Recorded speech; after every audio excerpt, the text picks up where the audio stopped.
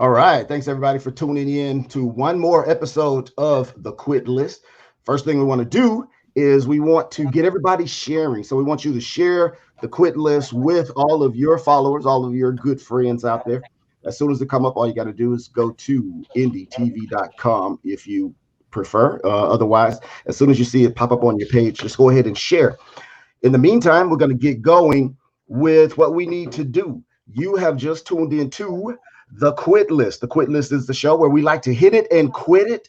Today, we're going to be joined by my guest, and we have several great people in the house. We got attorney Gavin Jackson. Gavin is an entrepreneur and businessman extraordinaire. Attorney Jackson, welcome to the program. Thanks for having me, man. I'm so glad to be here. This is going to be great. All right, we're also joined by our guest, Jeremiah Camara. Jeremiah is an author and filmmaker. In fact, he's the author of the book entitled Holy Lockdown, Does the Church Limit Black Progress?, which we are going to bust wide open in just a few moments. Jeremiah, welcome to the show. Welcome to the show. Looks like I lost you guys. Can you hear me? We hear you. You're froze for a minute, but I'm sure you'll come back. In the meantime, we're joined by Dr. Garrard McClendon. Garrard McClendon is a social scientist and he's a professor at Chicago State University. Dr. G, welcome to The Quit List. It's great to be here. I'm ready to quit. I'm ready to quit. Okay, issue number one on The Quit List, the Black wealth gap. In issue number one, we know that Black people continue to fall behind in building wealth. In 1963, the average wealth of a white family was $120,000 higher than the average wealth of a Black family.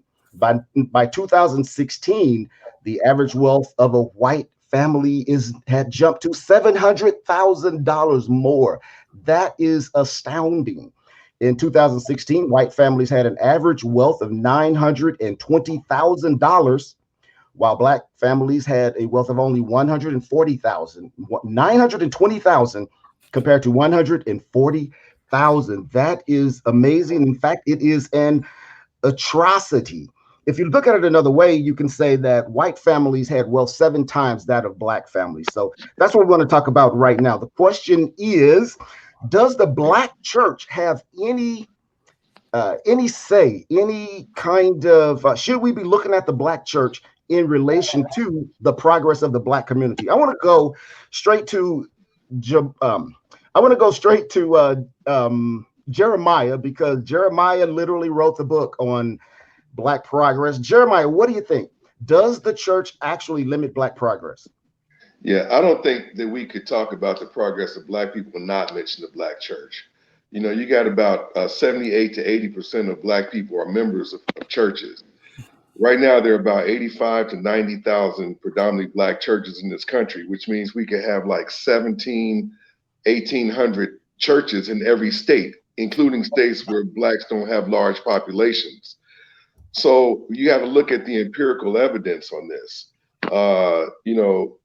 Since 1980, the data is out. Black people have spent $420 billion, given $420 billion to the church.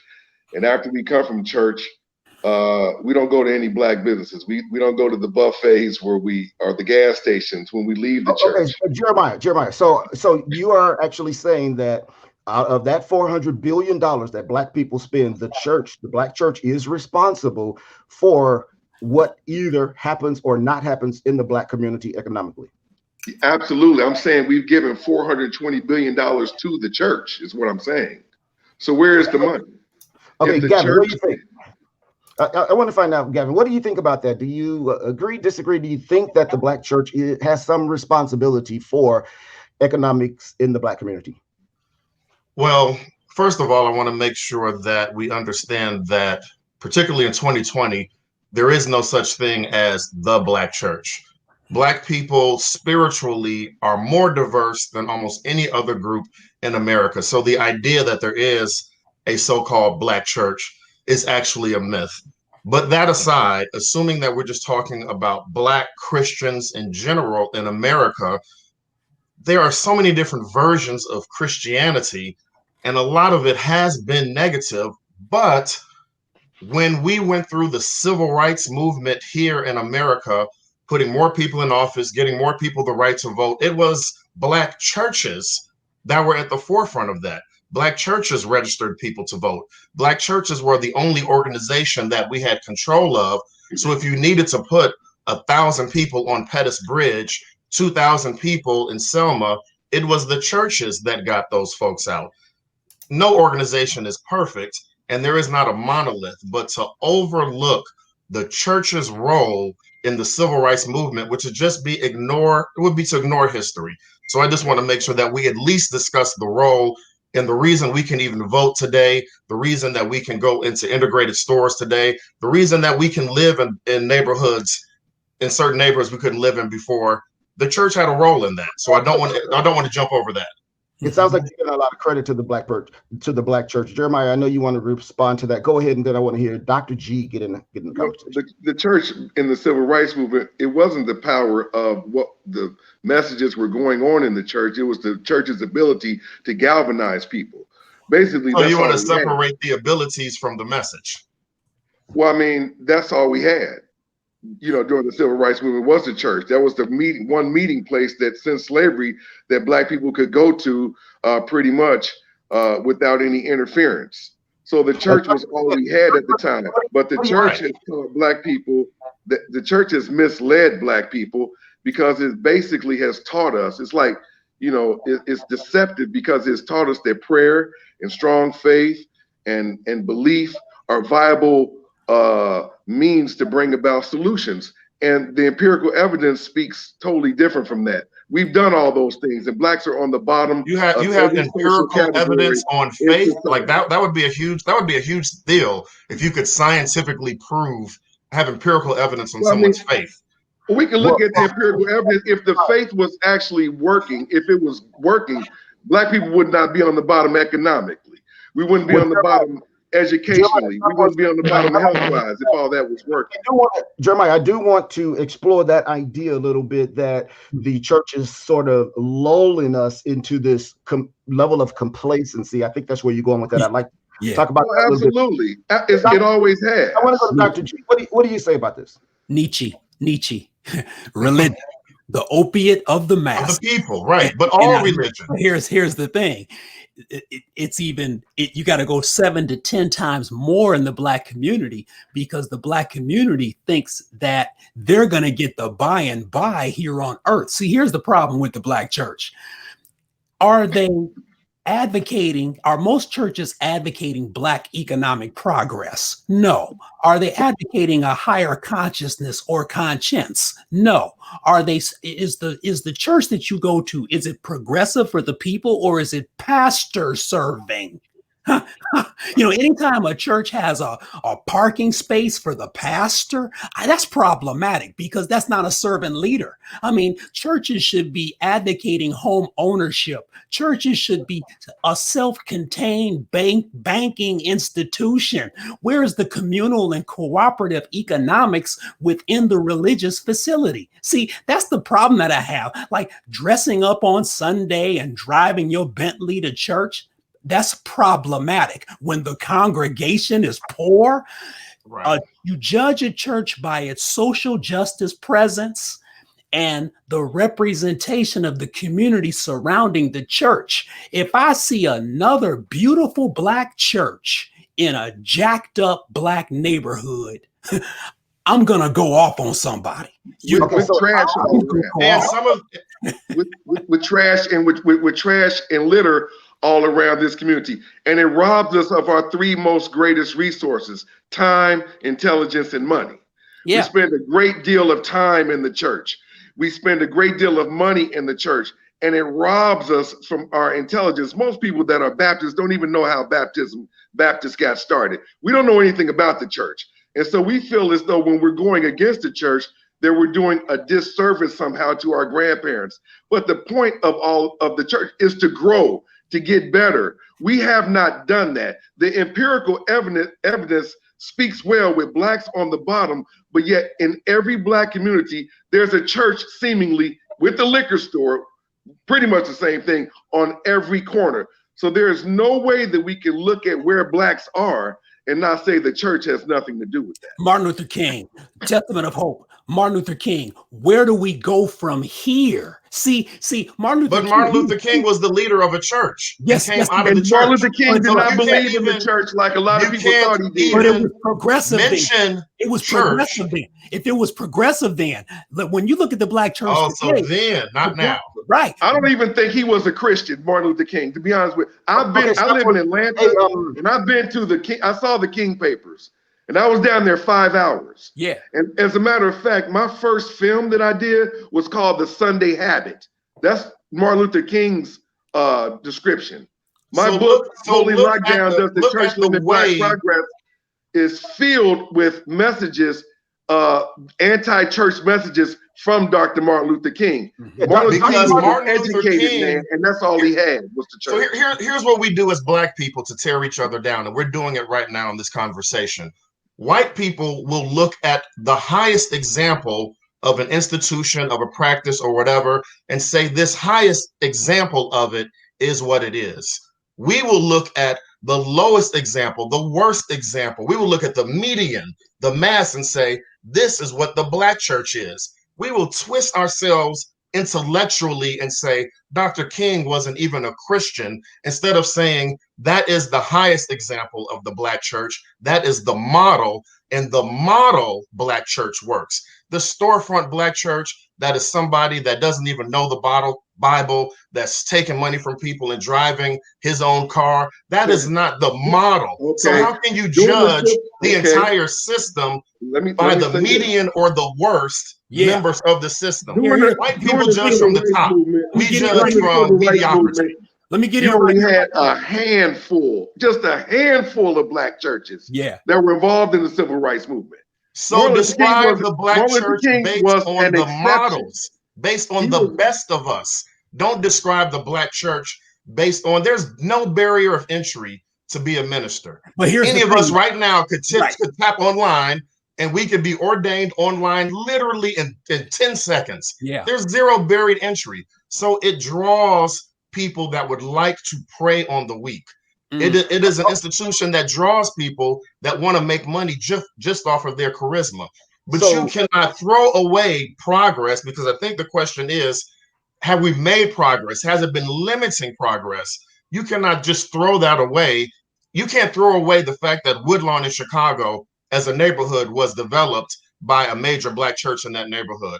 You can't throw away that Pullman in Chicago had development by a church. You can't just throw those things away because of these real examples, the Bentley drivers and the folks that tell people, get your money when you're dead. Yeah, I agree. That's not the standard. Judge by the model.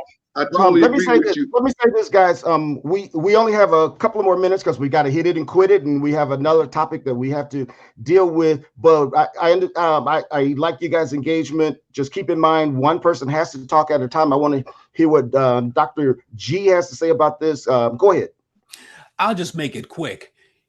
Even though we like to think that we're judged, that we want to be judged by the highest of us, what happens to black men, especially in the United States? We're always judged by the worst. All Absolutely. right. If any of us walk out of our offices or our homes right now, we're going to have a stereotype that is so maniacal, that is so diabolical. So even though we want to be judged on the highest level, what happens is we end up getting judged on the lowest common denominator. We have to change that perception. I mean, you're absolutely right. Here's the problem, though. When you look at Sunday best, even Sunday best, that's a slavery term. You know, when you look at the by and by, when you look at pay your tithes or else you won't get what you see. That's all fine and well, but if there isn't a higher consciousness, if there isn't a higher economic bent within black churches, none of us are going to win. I agree. If the black church isn't promoting real estate development in its own community, that's problematic. I agree. If the neighborhood surrounding the black church isn't voting at a clip of 90%, the church isn't doing what they're supposed to be doing. So this is all about stepping up to the next level. All right. Very good points. I like what you guys are saying. I think that the Dr. Martin Luther King, Jeremiah, was in fact a Christian. Now his Christian he ideology. was publicly. Dr. King was a very radical person. He believed in some things about Jesus and about Christianity, which we can't get into now, but he was critical and he was very vocal about it. So what we got to do now is we need to find out, do you guys want to, should we hit it or quit it? The question is, we've been talking about the Black wealth gap, and the question is, should the church be accountable for limiting Black progress? Hit it says, yeah, the church ought to be accountable. Quit it says, no, you ought to stop bashing the church. Hit it or quit it. Garrard, McClendon. The church should be accountable, and just because you make the church accountable, that does not mean you're bashing it. The bottom line is, if I scold my child, I do it for a reason, not to hurt the child, but to correct the child. The Black church needs to be corrected. Jeremiah Camara, hit it or quit it. Definitely hit it. The Black church has created a welfare mentality in Black people where we are waiting on someone from the sky to come down and make our problems better. That is problematic psychologically to Black people, and it always will be as long as we keep that doctrine and those, church, well, I say profit-driven, Profit, profit-driven churches on Sunday. So I definitely would say hit it. Attorney Gavin Jackson, hit it or quit it. Or should we quit bashing the Black church? Quit bashing the Black church. Systematic racism, 400 years of slavery is the highest contributing factor of that mentality, not these institutions. There is no monolith of the Black church. I'm in church every Sunday, and my pastor has never told me to wait until I die to get money. So there is no sole Black church. Let's hold them accountable, like Doc said. Let's make sure that we're teaching consciousness, like Jeremiah said, but we don't have to throw the whole church into the garbage can to do it. All right, issue number 2, the coronavirus vaccine. At the moment, there is no cure for COVID-19. However, researchers are working on both treatment and a vaccine. There are more than 100 vaccines now in the works, and some have even been shown promising in human trials. Yet, a vaccine is very unlikely for the rest of 2020 and possibly sometime in 2021. The anti-malaria drug chloroquine and hydroxychloroquine. I'm going to leave that pronunciation to Donald Trump. That's his favorite, along with Clorox bleach, has been granted emergency use, but it was revoked because of the serious side effects associated with that drug. So the question here, we know that the virus is not available at the moment. We know that the virus will become available. And I want to talk about, should Black people take the virus? Should Black people take the vaccine when it does become available? But before we talk about that, I do want to find out from you. Recently, Russia claimed that they had the first cure. What do you think? Do you guys think, what do you think, Dr. Garrard McClendon, what do you think? Do you think Russia has a cure? So here's the deal. Russia is throwing mad shade at the United States by calling that vaccine Sputnik. I couldn't believe that they put that name on it. I'm sure Vladimir Putin was the one who named it. I don't believe they have a virus or a vaccine. I don't believe they have the vaccine. To come up with a vaccine that's effective, it can take minimally 18 months. It could take 6 years. You got to go through phases 1, 2, and 3. You got to go through experimental 20 through to 80 people. That's the phase 1 trial. The phase 2 trials are usually 100 to 300 people to obtain the preliminary data on whether the virus or whether the vaccine even works. And then phase 3 trials can take 3,000 people and can take anywhere from 3 to 6 years. Does Russia have it? No, I don't think so. They're too busy trying to poison people who are opposition to the government. Gavin, I want to ask you this. What about the idea that the Anthony Fauci, and we all know Anthony Fauci said that it is vital to build trust in the vaccine with African Americans and persuade them to participate in clinical trials. So what I want to find out, Attorney Gavin Jackson, do you believe that Black people are reluctant to take the vaccine when it does become available? Any issues there? No, we definitely are reluctant. We have a reason to be reluctant. Like the history of this country, the medical history of this country, unfortunately, has taught us to not trust vaccines, to not trust clinical trials, to not trust experimental drug treatments, because we all know, the history of Tuskegee experiment and so many other things. We discussed this in a book 10 years ago of how Black people are experimented on in ways that are not for the benefit of the individual person. I will say this. I don't think that there are problems with vaccines. There are people that don't want any vaccine. They don't let their kids get vaccines against measles and mumps, and diseases are coming back because people don't want to take the vaccine. I'm just saying, I don't want to be the first person to take the vaccine. I can take an anti-measles vaccine because it's been around for 80 years. I don't want the first batch. Go ahead, Jeremiah. Well, miracles do happen, because me and Brother Gavin we're agreeing on this one right here. But I will say this right here. This is really like the same topic that we had previously. This is nothing but religion, because Fauci has been made God. There will be no other virologist before Fauci. There will be no other virologist opinions before Fauci. So he's like in the 10 commandments of the virologist world. There have been many virologists that have come out and have offered their advice, their opinions, and they've been censored. Here we are. Are you saying that Fauci is wrong? I don't know. I'm not a virologist, but I will say this: in a democracy, you have room for other opinions. But Fauci is the only, He's got the credentials to believe what he's saying. An age of information, okay? Wearing a mask and wearing gloves is not information, okay? Why aren't we also being told how to develop our immune systems? Our body is quite capable of healing a lot of things. We've got stuff like ginger, lemon, cinnamon, garlic, blueberries, things like that. Nobody's even talking about how to develop the endocannabinoid system. Right. We're all following this program that Fauci has put in place.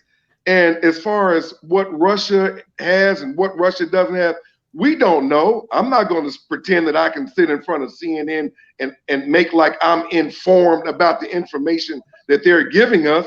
I know as far as vaccine, I agree with Gavin. We definitely know the history of America. And so as a Black person, I definitely would be reluctant to take a vaccine, especially when people like Bill Gates, who I'm wondering how a person for the last 4 or 5 years, or even more than that, has been concerned about population control. And then all of a sudden that same person wants a vaccination and said Blacks could get in line first. So right now, Black people have been impacted more harshly than any other group. Is that a concern for you, Dr. McClendon? No, it's not necessarily a concern. Here's the thing. No, when you do clinical trials, generally a clinical trial is based on a 27 to 35-year-old white male who's middle class, who is a non-smoker and who hasn't had disease before.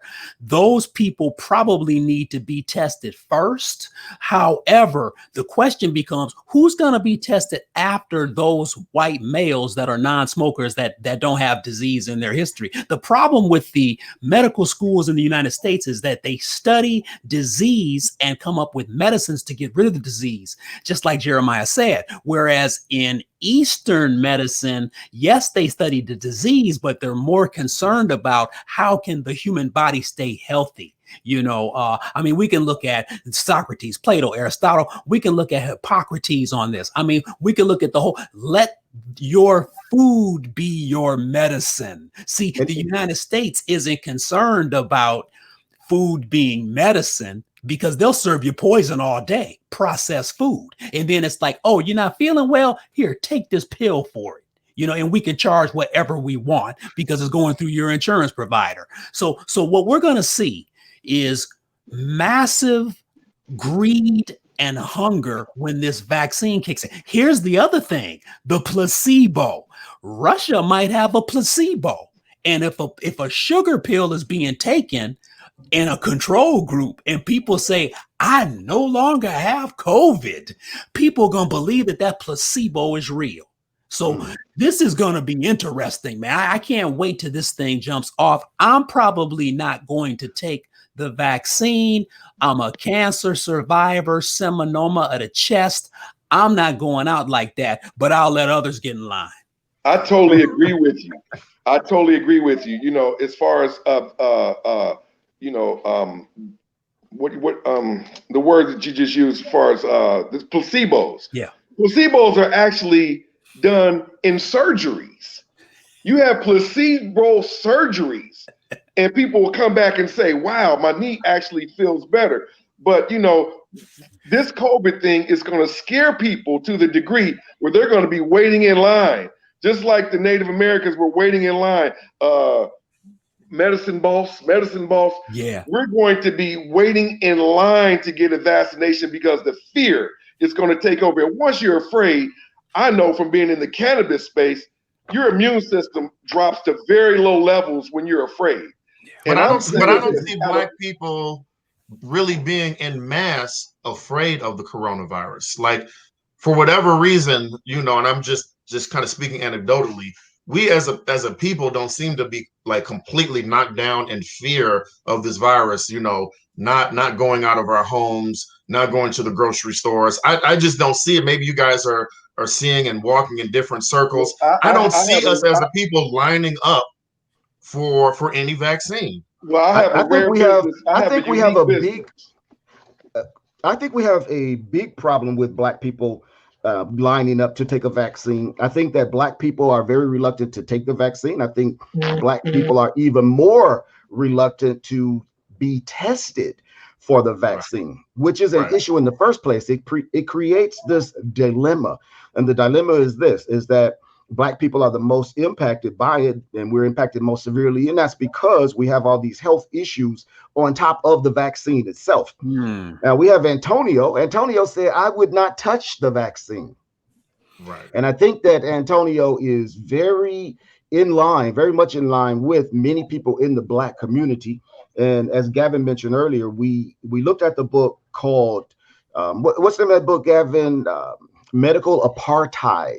We read this book, Medical Apartheid, and she talked about all of the experiments. In fact, the entire book, which was 400 or 500 pages, talked about the amount of experiments that have been conducted on Black people throughout history. One of the things, and I just want to make this quick point, one of the things that she said is they did something called scientific experiments. And these scientific experiments were something that they used to provide justification that Black people were inferior. And that's how this medicine started out, with these experiments on Black people. And then they wanted to test us so that they can learn how to cure themselves and treat themselves by experimenting on Black people. And this didn't just happen back during the slavery days. It has been happening throughout history. So Black people are have a very good reason to be concerned about what's happening with medicine and with vaccinations. Now, we're getting very close to the end of the show. We only have a couple of more minutes left. And I do want to find out, well, what do you guys think about this idea, whether we should hit it or quit it, in terms of, the question is this: should Black people quit being suspect of the medical profession? Now, and here's what I mean by that. We know that Black people are suspect. Not only are we reluctant to take a vaccine, not only are we reluctant to participate in some sort of trial or experimentation, but we are also reluctant to see a psychologist. There is a stigma attached to the medical profession or anything related to that. Doesn't matter if you have a family issue, a marriage issue, anything like that, where we probably ought to be talking to other people about certain issues, but this stigma prevents us from doing it because we are very distrustful of the medical profession in general, and obviously the country more specifically. But in any case, so the question is, hit it or quit it? I want to go to Dr. Gerard McClendon. Hit it or quit it? Should Black people quit being suspect? Hit it means yes, they ought to be. Quit it means no. We have to continue to be suspect. At the same time, we have to start reading. The average United States citizen doesn't even read. You ask the average Black person, are you reading anything right now? Reading? What? That's problematic for me. So yes, we should be suspect, but when it comes to the vaccine, it's an individual decision and you go from there. Attorney Gavin Jackson, hit it or quit it. Should Black people quit being suspect of the medical profession? I think that we should be more open to the medical profession in general, specifically dealing with our Black doctors that are coming out of Black institutions and Black medical schools and listening to what they're saying. But specific to this vaccine, I say wait 5 years. Wait 5 Jeremiah years. Camara, Jeremiah, hit it or quit it. I think we should hit that. We have very good reason to be suspect. You talked about Black people not reading. There's a book called AIDS, Opium, Diamond, and Empire by the Black woman called Nancy Turner Banks. And she pretty much told us the games that they played with HIV, with AIDS, and all these other diseases, tuberculosis. They play games. And this is in recent history. So we need to read. So I would definitely say, yes, be suspect. And yes, learn how to build up your own immunity. Yeah. Learn to eat right, learn to exercise, and learn how to treat yourself if you can. When it comes to vaccination, I know that I'm not going to be in line to get it. I don't trust them, but that's an individual decision, like you said. Right. All right. Well, I appreciate you guys being here. This has been the Quit List, where we've been talking about a couple of really good issues. I just want to get a one-word answer on this. Gerard McClendon, yes or no? Would you take the vaccine in 2021? No. Gavin? No. Jeremiah? No, I'm going to eat some ginger and some garlic. All right, there you have it, folks. Hey, thank you for tuning in. We appreciate you guys coming. Come back next week, and we'll see you right here on the Quit List. No doubt. Camped out at home for COVID? Join us, Indie TV, where you will see the talk shows, movies, drama, action, and comedy.